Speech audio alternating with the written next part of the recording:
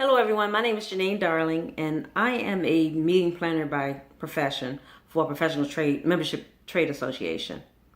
Now this past September, the day after Labor Day, I went to work like I normally would, drove down, was in my office changing my shoes, and I get a call from my executive vice president to come down to her office to talk about our annual installation banquet, which was coming up in the next couple of months.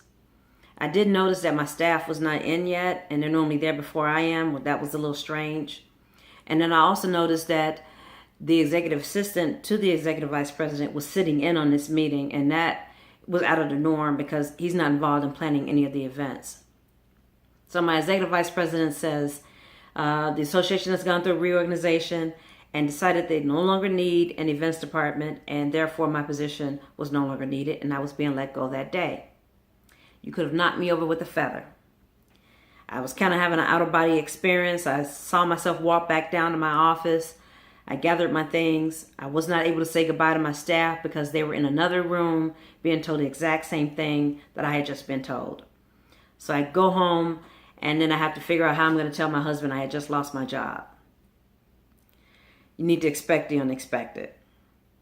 I had been an event planner for them for 11 and a half years. I had just taken the association through a needs analysis and was able to cut our events down from 55 to an average of 15 to 20 a year.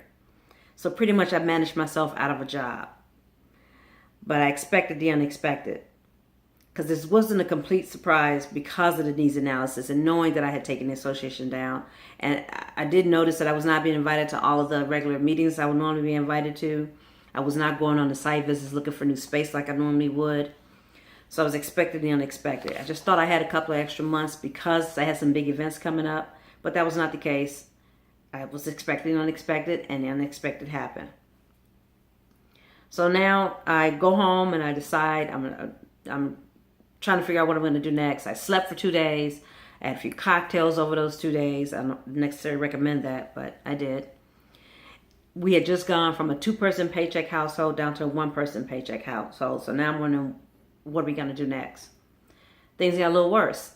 My 22-year-old car decided she didn't want to work anymore, and so I had to put her down. I was in the middle of remodeling around the house. I had to put a stop on that because of the uncertainty. Then my first unemployment check gets lost, and I never saw that one.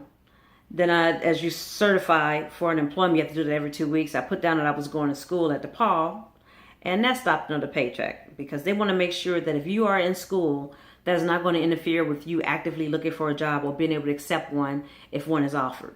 That was not the case, and I had to prove that that was not the case. But in the meantime, I was not getting a paycheck. So expect the unexpected. Benjamin Franklin was credited with saying, if you fail to plan, you are planning to fail, and that is so true. We hadn't planned on my being downsized, but we were expecting the unexpected, and we did that by having a savings account. We first started off by making sure we had enough money in our savings account to cover our expenses for 3 to 6 months if something happened, like we were unexpectedly out of a job, one of us. But what I found is that most Americans don't plan for the unexpected. According to CareerBuilder.com, 78% of U.S. workers live paycheck to paycheck, and only 1 in 4 are actually putting money aside into a savings account. You need to expect the unexpected because anything can happen, like a job loss, like what happened to me.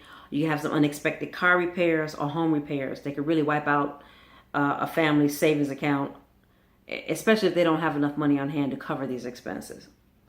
MarketWatch.com says that Americans are just one paycheck away from becoming homeless because of a natural disaster like a fire, and you've seen all this bad weather we've been having.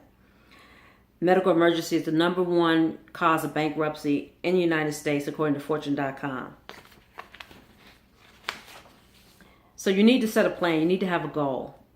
First, you need to set up an emergency fund to cover your expenses, just in case someone is unexpectedly out of a job. And then move on to making sure you guys have 3 to 6 months of your total monthly income available to you in case you're out of a job or in case there's an emergency that comes up. You want to pay yourself first. We say that all the time, but doing something just like skipping that cup of coffee, which averages $3 a day, can equal $1,100 a year in savings. So that's one way to just put some money aside. And open a savings account. Don't put the money in a shoebox. You want the money somewhere where it's not readily available to you, and that can be set up for direct deposit so that money goes in there automatically. You don't want to make it convenient for you to get the money out. And then lastly, when you get a raise, give your savings account a raise or split the difference. You need to expect the unexpected. I want to thank you for your time. I look forward to seeing your presentations.